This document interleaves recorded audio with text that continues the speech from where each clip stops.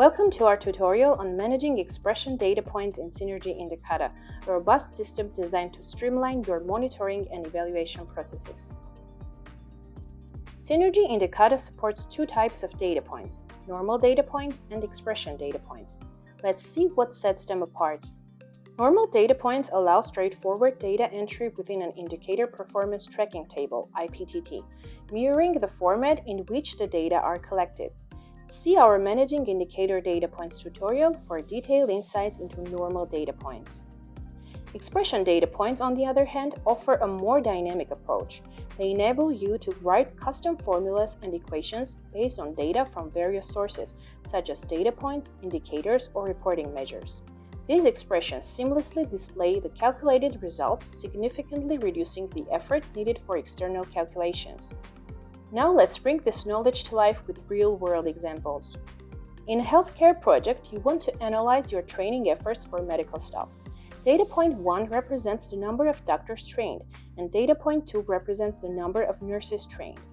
You can compose expressions using data points within a given indicator.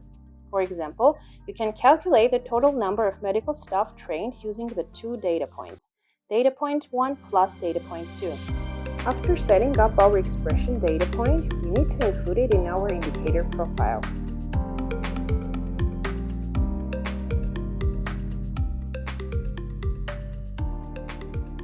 After doing this, we need to access the Indicator Performance Tracking Table, IPTT, where the data point's true power becomes evident. In the IPTT, the expressions dynamically calculate and display results, providing a consolidated view of the analyzed data. This contributes to a comprehensive understanding of project dynamics, significantly enhancing the overall effectiveness of project management and analysis in Indicata. Now let's explore the option of creating an expression data point using indicators. Imagine overseeing an education project.